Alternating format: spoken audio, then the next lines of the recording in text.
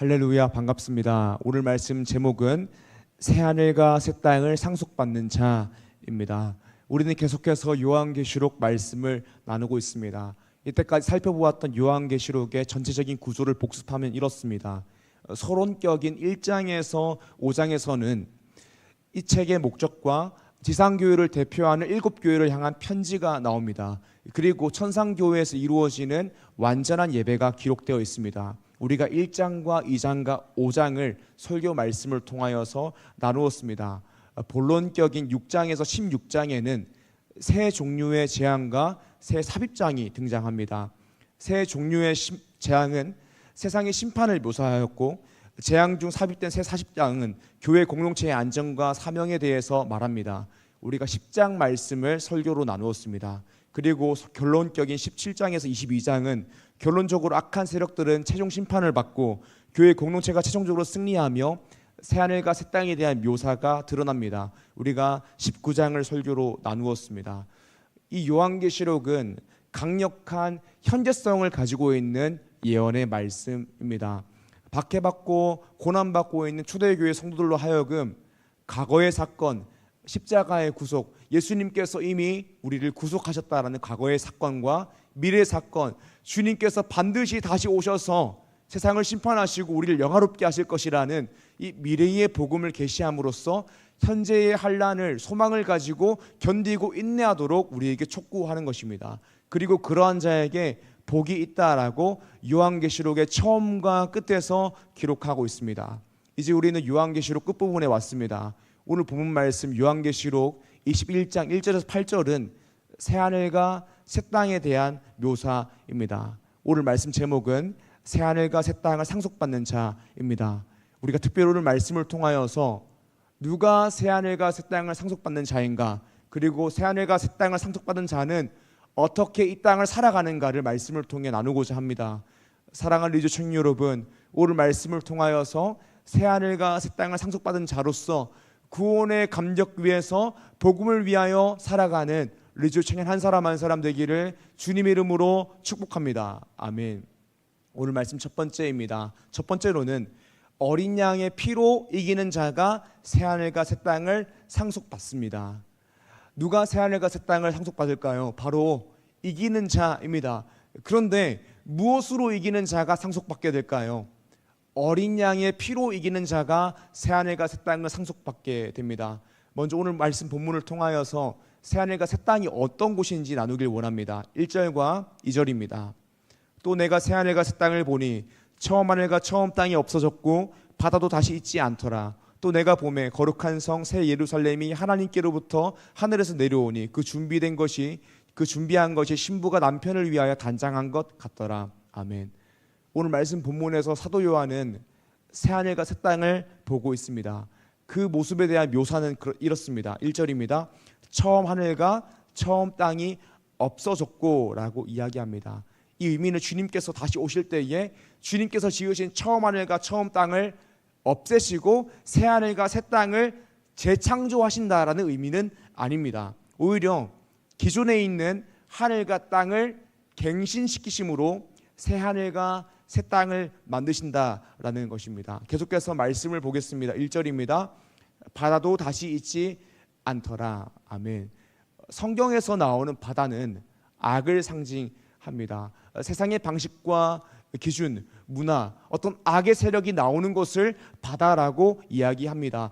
요한계시록 13장에서도 바다에서 악한 짐승이 나온다라고 묘사하기도 합니다. 이렇듯이 성경에서 바다는 세상 또는 악을 의미합니다. 근데 바다도 다시 있지 않다라는 의미가 무엇이냐면 새하늘과 새 땅, 우리가 이야기하는 천국에는 이제는 다시 세속적인 문화나 방식, 기준, 악의 방식들, 악의 세력들이 존재하지 않는다라는 것입니다. 그래서 우리가 주님께서 다시 오실 때에 새하늘과 새 땅에서 경험하게 되는 것이 무엇이냐면 오늘 말씀 4절입니다. 모든 눈물을 그 눈에서 닦아주시니 다시는 사망이 없고 애통하는 것이나 곡하는 것이나 아픈 것이 다시 있지 아니하리니 처음 것들이 다 지나갔음이로라. 아멘. 우리가 새하늘과 새 땅에 가게 되면 다시는 사망이 없고 애통하는 것이나 곡하는 것이나 아픈 것이 있지 않습니다. 왜냐하면 먼저는 처음 것들, 바다, 즉 세속적인 문화와 방식, 악의 세력이 더 이상 존재하지 않기 때문이며, 두 번째로는 그와 별개로 우리는 영화로워진 상태이기 때문입니다. 사랑하는 여러분, 이 말씀을 보며 반대로 적용해 보자면 지금 우리가 살고 있는 이 땅에는 바다가 있습니다. 악의 세력이 있습니다. 세속적인 기준과 방식과 문화가 있습니다. 그래서 이 땅을 살아가는 신자인 우리는 이 땅을 살아가며 눈물을 흘리기도 합니다. 사망을 당하고 애통하기도 합니다. 곡하기도 하고 아프기도 합니다. 때때로 우리가 복음을 위해 살다가 눈물을 흘리고 고통당하고 사망을 당하기도 합니다. 그런데 우리의 연약함 때문에, 복음이 아닌 것들 때문에도 눈물을 흘리게 됩니다. 저번 주 말씀을 통하여 나누었듯이 이 땅을 살아가는 신자로서 갈등을 겪게 되는 지점이 어디냐면, 나는 이미 복음을 소유한 풍족한 인생인데 복음이 아닌 다른 것이 없을 때에 내 마음 가운데에 어떤 부러움이 생긴다라는 것입니다. 나는 복음을 소유한 이미 풍족한 인생인데 복음 위에 어떤 다른 것이 없을 때에 내 마음 가운데에 열등감이 생긴다라는 것입니다. 그렇습니다, 여러분. 우리는 돈이 없어서 힘들기도 하고, 건강이 안 좋아서 힘들기도 합니다.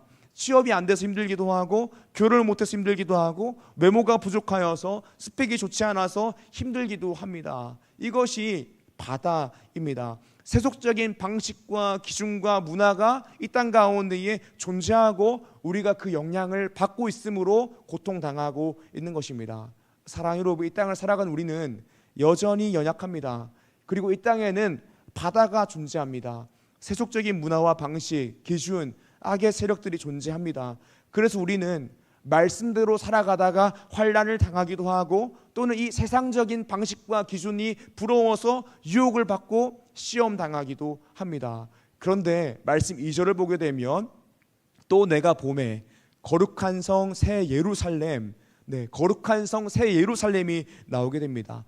거룩한 성 새 예루살렘은 온전하고 영화로워진 거룩한 교회를 이야기합니다. 그러니까 새 하늘과 새 땅이 우리가 가게 되면 거기에는 우리를 괴롭히는, 우리를 고통스럽게 하는 바다도 없고, 또 우리는 영화로워진다라는 것입니다. 주님께서 우리를 온전하고 거룩하고 영화로운 상태로 만드신다라는 것입니다. 그래서 우리는 그곳에서 구원의 감격 위에서 온전한 행복을 누리며 하나님을 찬양하며 살게 될 것입니다. 그곳에서는 눈물도 없고 사망도 없고 곡하는 것이나 아픈 것이 없습니다. 우리를 괴롭게 하는 바다도 없습니다. 사랑하는 여러분, 그러므로 우리가 오늘 말씀을 보면서 우리는 영원한 하나님의 임재를 누리며 구원의 감격 위에서 하나님을 찬양하는 그곳, 새하늘과 새 땅을 향한 소망을 가지며 살아야 합니다. 그런데 이 새하늘과 새 땅을 누군가가 상속받는다라고 오늘 말씀에서 이야기합니다. 누가 이 새하늘과 새 땅을 상속받을까요? 7절 말씀입니다. 이기는 자는 이것들을 상속으로 받으리라. 나는 그의 하나님이 되고 그는 내 아들이 되리라. 아멘. 바로 이기는 자가 새하늘과 새 땅을 상속받고 이기는 자가 하나님의 아들이 된다라고 이야기합니다. 그런데 이기는 자는 무엇일까요? 이 이기는 자가 이긴다라는 의미는 어떤 의미일까요? 세상에서 군림할 수 있는 놀라운 능력을 가져야 이긴다라는 것일까요? 아닙니다. 요한계시록 12장 11절 말씀입니다. 또 우리 형제들이 어린 양의 피와 자기들이 증언하는 말씀으로서 그를 이겼으니 그들은 죽기까지 자기들의 생명을 아끼지 아니하였도다. 아멘. 이긴다라는 의미, 이기는 자가 새하늘과 새 땅을 상속받는다라는 의미, 이기는 자가 하나님의 아들이 된다라는 의미는 이것입니다. 세 가지 의미가 있는데요. 먼저는 본질적으로는 우리는 어린 양 예수 그리스도의 피로써 이기게 됩니다. 예수 그리스도께서 이 땅에 오셔서 십자가를 지심으로 우리는 제사함을 받았습니다. 그리고 성령님께서 우리 가운데 이 믿음을 주셔서 우리로 하여금 예수 그리스도를 믿게 하셨고 구속이 우리에게 적용되게 하셨습니다. 그러므로 본질적으로, 존재론적으로 우리는 어린 양의 피로 이긴 자입니다. 그래서 우리가 새하늘과 새 땅에서 하게 되는 찬양이 무엇이냐면 구원하심이 보좌에 앉으신 우리 하나님과 어린 양께 있도다라고 찬양하는 것입니다. 왜냐하면 우리가 어린 양 예수 그리스도의 피로써 이기는 자가 되었고 그렇기 때문에 새하늘과 새 땅을 상속받기 때문입니다. 두 번째는 어떤 의미가 있을까요? 어린 양의 피로 이긴 자는 증언하는 말씀으로 이기는 삶을 살아갑니다. 이 의미는 무슨 말이냐면 우리가 증언하는 말씀으로 살아가야지 이기는 자라는 신분을 얻을 수 있다라는 것이 아니라 새하늘과 새 땅을 상속받을 수 있다는 의미가 아니라 어린 양의 피로 이미 이긴 자들은 증언하는 말씀으로 이기는 삶을 살아간다라는 의미입니다. 세 번째로는 죽음으로써 이기는 자가 됩니다. 이 의미는 어떤 의미일까요? 우리가 종종 승리합시다 이런 인사들을 하게 됩니다. 근데 이 의미가 무엇이냐면, 성경적 승리의 의미가 무엇이냐면 성령 충만함으로 자기 자신을 부인하고 십자가를 지고 예수님을 따라가는 삶을 살자라고 우리가 인사하는 것이지 않습니까? 죽음으로써 자기 부인으로써 이기는 삶입니다. 그러니까 본질적으로는 우리가 어린 양 예수 그리스도의 피로 이긴 자가 되었고, 그 이긴 자는 이기는 삶, 말씀대로 살아가고 자기 부인하는 삶을 살아간다라는 것입니다. 특별히 첫 번째, 본질적인 이김, 어린 양 예수 그리스도의 피로 이겼다라는 것에 우리가 집중하길 원합니다. 사랑하는 여러분, 우리가 본질적으로 이기는 자가 되어서 새하늘과 새 땅을 상속받고 하나님의 자녀가 된 것은 예수 그리스도의 보혈의 능력입니다. 우리에게는 어떠한 자격과 조건이 없습니다. 은혜로서 이기는 자가 되었습니다. 그리고 우리로 하여금 증언하는 말씀으로 이기는 삶을 살게 하시고 죽음으로써 자기 부인으로서 이기는 자가 되도록 만들어 가시는 분이 누구시냐면 하나님이십니다. 그러니까 우리 인생에 은혜가 아닌 것이 하나도 없는 것입니다. 그러므로 사랑하는 여러분, 이기는 자가, 본질적으로 이기는 자가 어린 양 예수 그리스도의 피로 이기는 것이기 때문에 우리가 이 땅을 살아가면서 세상적인 기준과 방식과 문화에서 이기는 자가 되지 않았다라고 해서 슬퍼하지 마십시오. 세상적인 방식과 기준에서 이기는 자가 되지 못했다라고 해서 그곳에 너무 과도한 의미를 두지 마십시오. 물론 세상적인 기준과 방식에서 높은 자리, 이기는 자가 된다면 그건 역시 의미가 있고 역할이 있습니다. 또 복음을 위해 사용할 수도 있는 것입니다. 그러나 진정한 의미에서 이기는 것은 무엇이냐면 예수 그리스도의 피로 이기는 것입니다. 세상적인 방식으로 이기는 자가 되는 것은 진정한 의미의 이기는 자가 되는 것이 아닙니다.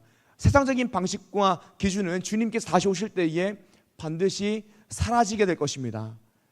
우리가 붙들고 있는 돈도 사라지고 직업도 사라지고 스펙도 사라지게 될 것입니다. 분명 우리는 현실을 도피해서는 안 됩니다. 현실을 말씀대로 살아가야 됩니다. 그러나 세상적인 기준에서 잘 되고 성공하고 승리하는 것에 지나치게 많은 의미를 두어서 우쭐하거나 또는 슬퍼해서는 안 됩니다.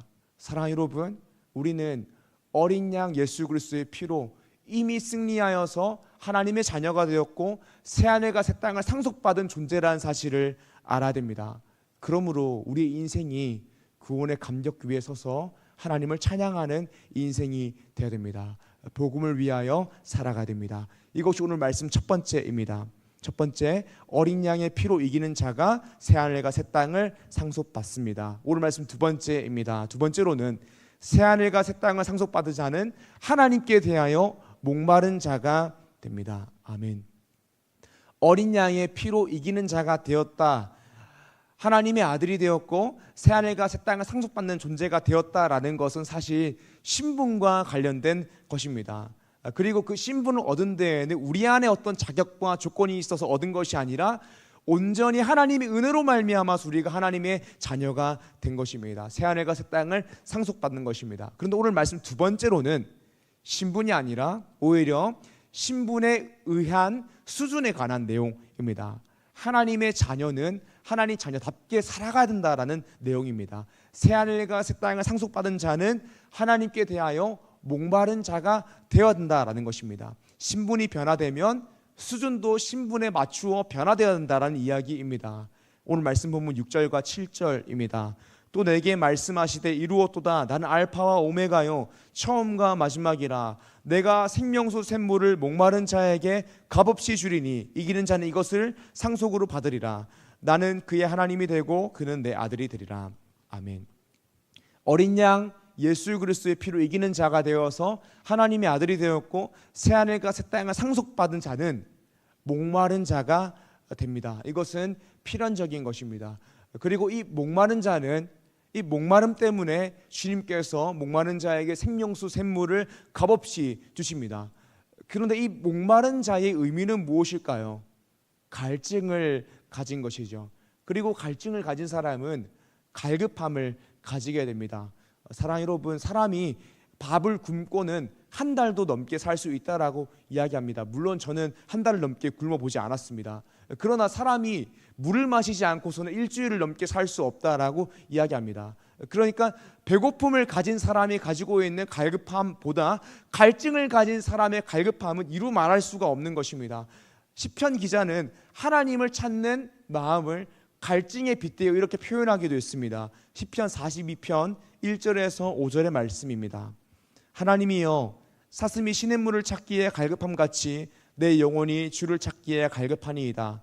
내 영혼이 하나님 곧 살아계시는 하나님을 갈망하나니 내가 어느 때에 나아가서 하나님의 얼굴을 배울까? 사람들이 종일 내게 하는 말이 내 하나님이 어디 있느냐 하오니 내 눈물이 주야로 내 음식이 되었도다. 내가 전에 성의를 지키는 무리와 동행하여 기쁨과 감사의 소리를 내며 그들을 하나님의 집으로 인도하였더니 이제 이 일을 기억하고 내 마음이 상하는도다. 내 영혼아, 내가 어찌하여 낙심하며 어찌하여 내 속에 불안해하는가? 너는 하나님께 소망을 두라. 그가 나타나 도우심으로 말미암아 내가 여전히 찬송하리로다.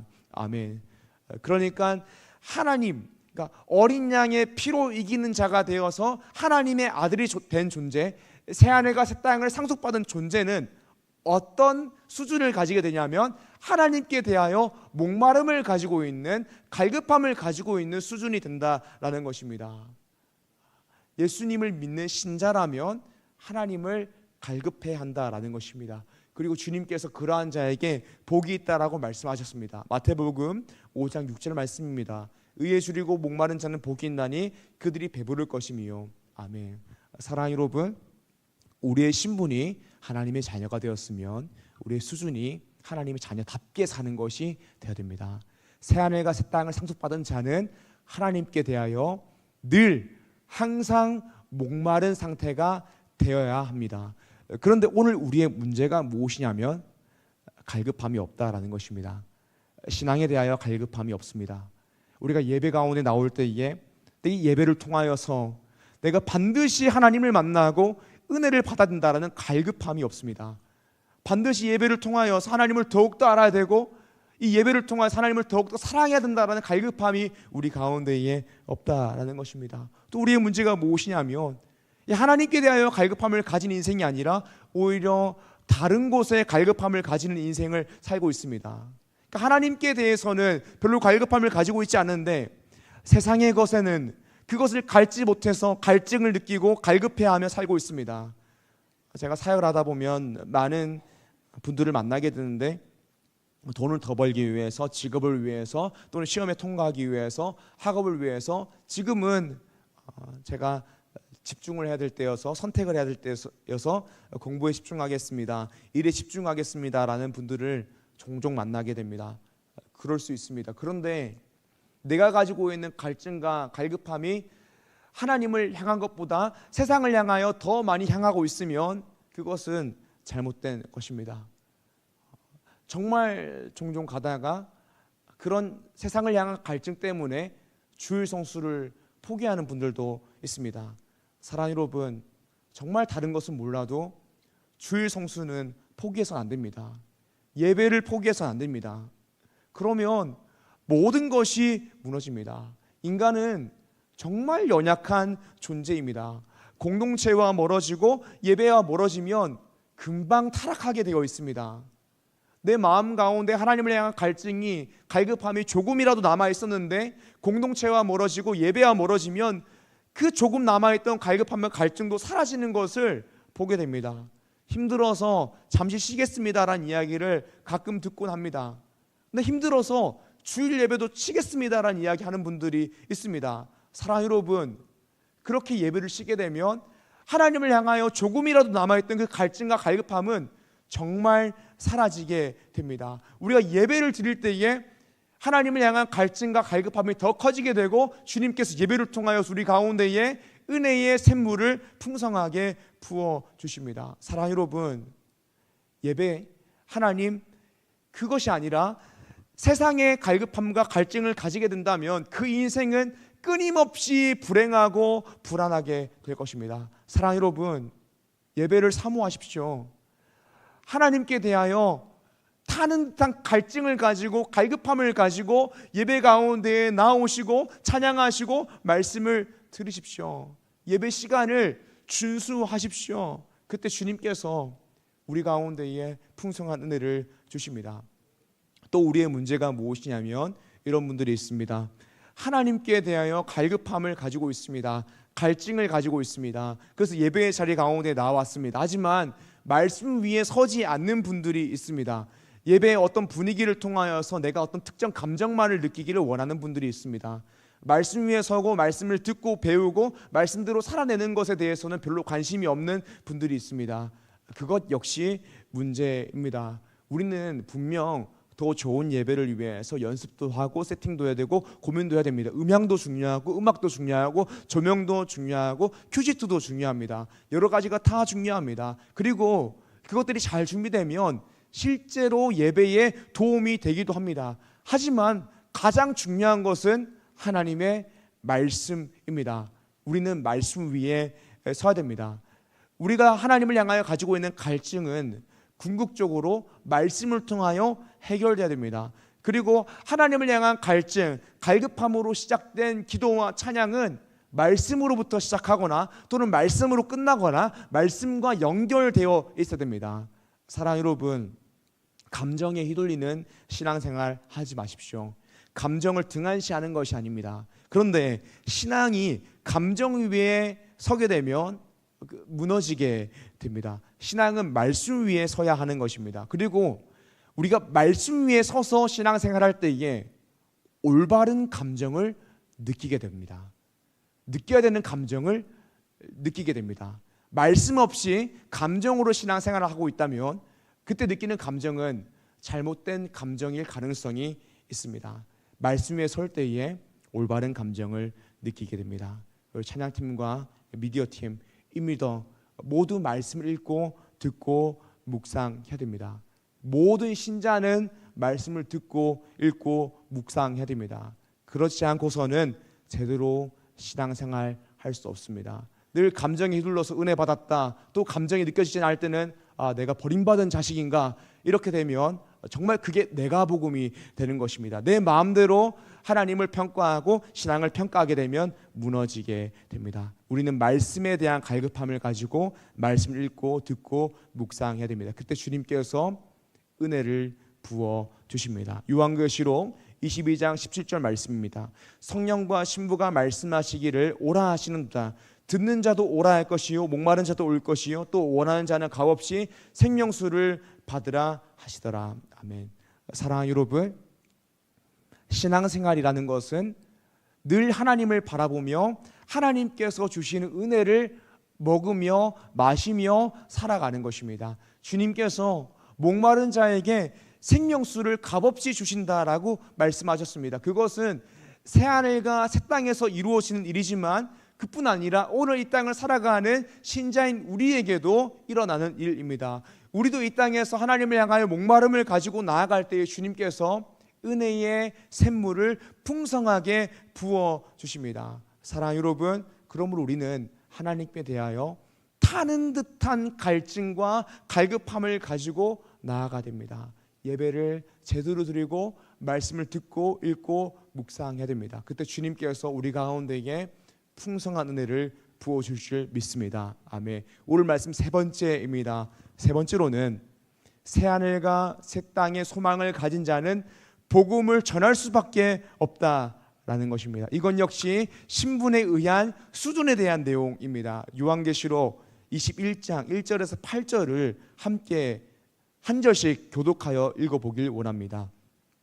또 내가 새하늘과 새 땅을 보니 처음 하늘과 처음 땅이 없어졌고 바다도 다시 있지 않더라. 또 내가 봄에 거룩한 성 새 예루살렘이 하나님께로부터 하늘에서 내려오니 그 준비한 것이 신부가 남편을 위하여 단장한 것과 같더라. 내가 들으니 보좌에서 큰 음성이 나서 이르되 보라, 하나님의 장막이 사람들과 함께 있음에 하나님이 그들과 함께 계시리니 그들은 하나님의 백성이 되고 하나님은 친히 그들과 함께 계셔서 모든 눈물을 그 눈에서 닦아주시니 다시는 사망이 없고 애통하는 것이나 곡하는 것이나 아픈 것이 다시 있지 아니하리니 처음 것들이 다 지나갔음이로라. 보좌에 앉으신 이가 이르시되 보라 내가 만물을 새롭게 하노라 하시고 또 이르시되 이 말은 신실하고 참되니 기록하라 하시고 또 내게 말씀하시되 이루었도다. 나는 알파와 오메가요 처음과 마지막이라. 내가 생명수 샘물을 목마른 자에게 값없이 주리니 이기는 자는 이것들을 상속으로 받으리라. 나는 그의 하나님이 되고 그는 내 아들이 되리라. 그러나 두려워하는 자들과 믿지 아니하는 자들과 흉악한 자들과 살인자들과 음행하는 자들과 점수자들과 우상 숭배자들과 거짓말하는 모든 자들은 불과 유황으로 타는 못에 던져지리니 이것이 둘째 사망이라. 아멘. 사랑하는 여러분, 우리가 말씀을 통하여서 읽었듯이 새하늘과 새 땅은 정말 말로 설명할 수 없이 좋은 것입니다. 우리가 그곳에 갈 때에 주님께서 다시 오셔서 우리가 새하늘과 새 땅에서 살게 될 때에 주님께서 우리 눈에 흐르던 눈물을 닦아주실 것입니다. 그곳에는 사망도 없고 애통도 없고 곡하는 것이나 아픈 것이 없습니다. 우리는 그곳에서 주님을 바라보며 주님을 예배하며 하나님께서 주시는 생명수를 값없이 마시게 될 것입니다. 이 땅을 살아가며 그토록 바라고 만나고 싶었던 주님을 직접 만나고 대면하게 될 것입니다. 그리고 가슴 뜨겁게 주님을 예배하게 될 것입니다. 우리 술 가운데에서 내가 찬양하려고 하지 않았어도 너무나 큰 감격이 우리 마음 가운데 있어서 구원하심이 보좌에 앉으신 우리 하나님과 어린 양께 있도다 라고 끊임없이 찬양하게 될 것입니다. 그런데 예수님을 믿지 않는 사람들은 불과 유황으로 타는 못에 던져지게 될 것입니다. 반드시 지옥에 가게 될 것입니다. 영원한 사망을 끊임없이 당하게 될 것입니다.